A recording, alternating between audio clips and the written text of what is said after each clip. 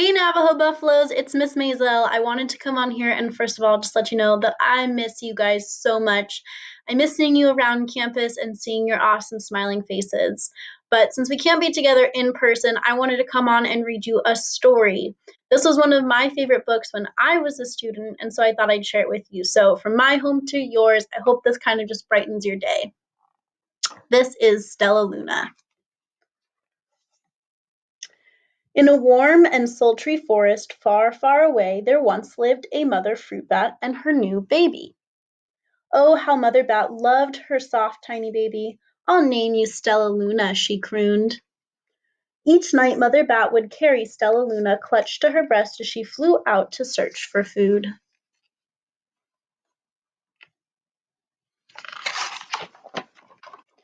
One night, as Mother Bat followed the heavy scent of ripe fruit, an owl spied her. On silent wings, the powerful bird swooped down upon the bats.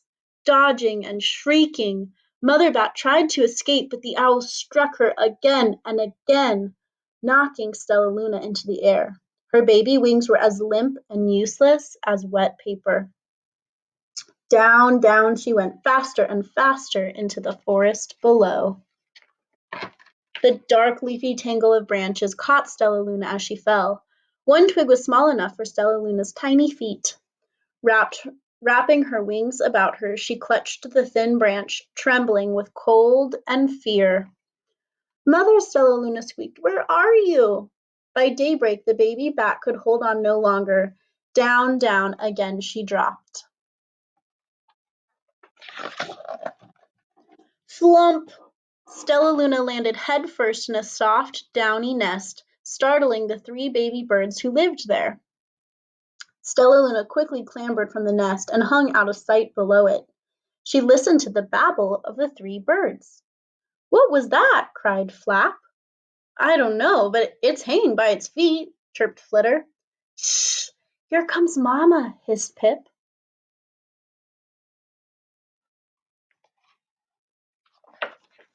Many, many times that day, Mama Bird flew away, always returning with food for her babies.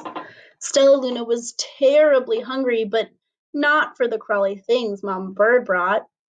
Finally, though, the little bat could bear it no longer. She climbed into the nest, closed her eyes, and opened her mouth. Plop! In dropped a big green grasshopper. Gross!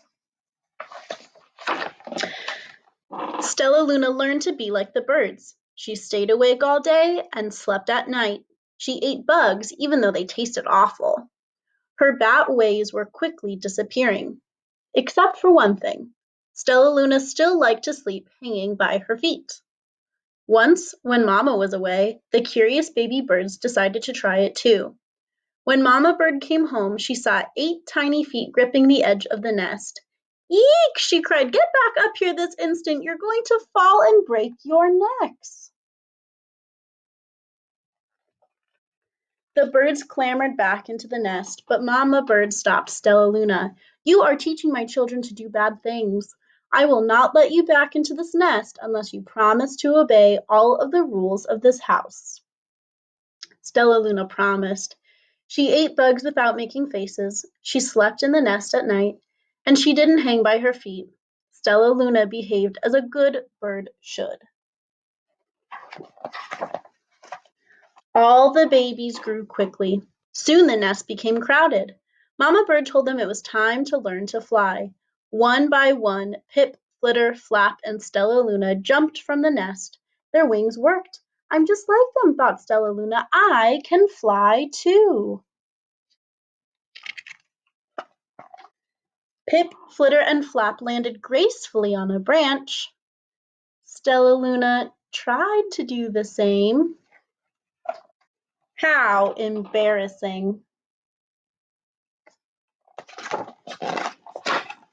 I will fly all day, Stellaluna told herself, then no one will see how clumsy I am. The next day, Pip, Flitter, Flap, and Stellaluna went flying far from home. They flew for hours exercising their new wings. The sun is setting, warned Flitter. We had better go home or we will get lost in the dark, said Flap.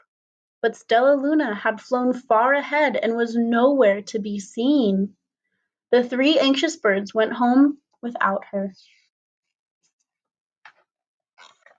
All alone, Stellaluna flew and flew until her wings ached and she dropped into a tree. I promised not to hang by my feet, Stellaluna sighed. So she hung by her thumbs and soon fell asleep. She didn't hear the soft sound of wings coming near. Hey, a loud voice said. Why are you hanging upside down? Stellaluna's eyes opened wide. She saw a most peculiar face. I'm not upside down. You are, Stellaluna said. Ah, but you're a bat. Bats hang by their feet. You are hanging by your thumbs, so that makes you upside down. The creature said, I'm a bat. I'm hanging by my feet. That makes me right side up. Stellaluna was confused. Mama Bird told me I was upside down. She said I was wrong. Wrong for a bird, maybe, but not for a bat. More bats gathered around to see the strange young bat who behaved like a bird. Stellaluna told them her story. You ate bugs? Sputtered one. You slept at night? Gasped another. How very strange, they all murmured. Wait, wait, let me look at this child. A bat pushed through the crowd. An owl attacked you? She asked. Sniffing Stellaluna's fur, she whispered, You are Stellaluna. You are my baby.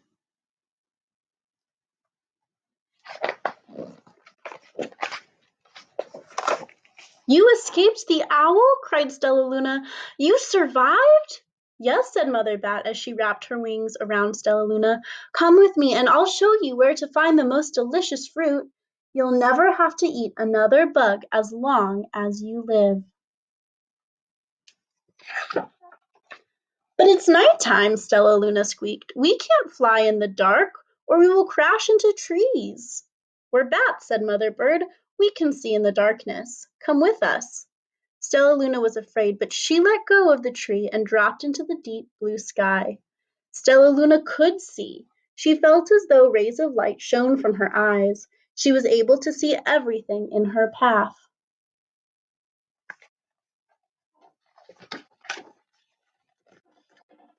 Soon the bats found a mango tree, and Stellaluna ate as much of the fruits as she could hold. I'll never eat another bug as long as I live, cheered Stellaluna as she stuffed herself full. I must tell Pip, Flitter, and Flap.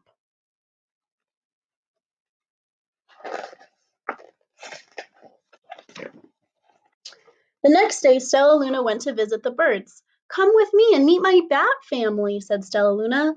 Okay, let's go, agreed Pip. They hang by their feet and they fly at night and they eat the best food in the world, Stellaluna explained to the birds on the way.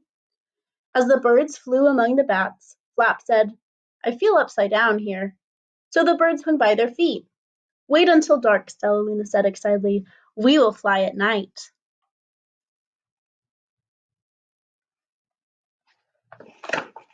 When night came, Stellaluna flew away. Pip, Flitter, and Flap leapt from the tree to follow her.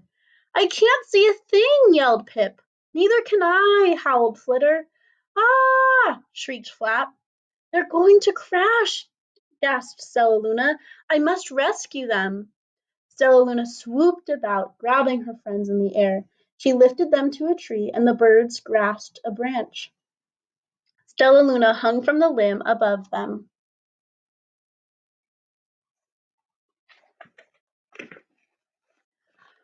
We're safe, said Stellaluna. Then she sighed. I wish you could see in the darkness, too. We wish you could land on your feet, Flitter replied. Pip and Flap nodded. They perched in silence for a long time. How can we be so different and feel so much alike, mused Flitter. And how can we feel so different and be so much alike, wondered Pip. I think this is quite a mystery, Flap chirped. I agree, said Stellaluna, but we are friends, and that's a fact. The end. Thank you guys for joining me today for another read aloud. It's so good to know that you guys are doing okay out there and staying healthy. I miss you all so much, and I can't wait till we can be together again soon. Take care, Buffaloes.